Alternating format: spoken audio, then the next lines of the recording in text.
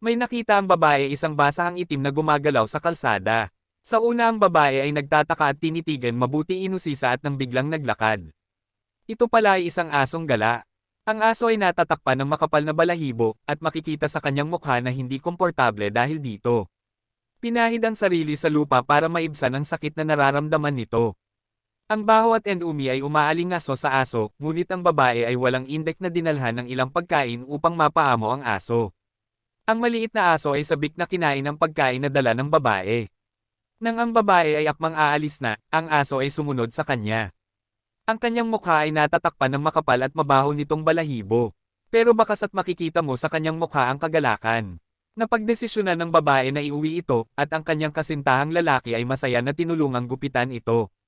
Ang aso ay nakipag-cooperate, tahimik at hindi gumagalaw. Makikita sa kanyang mata ang pasasalamat, at itinaas ang kanyang isang kamay. Natuklasan nila na maraming pulgas sa katawan ito at matiyagang inalis isa-isa. Sa wakas, dinala nila ang aso sa veterinaryo para sa isang komprehensibo, check-up cleaning.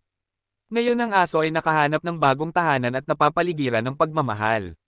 Kung gusto mo pa ng mga ganitong story, follow, like and share.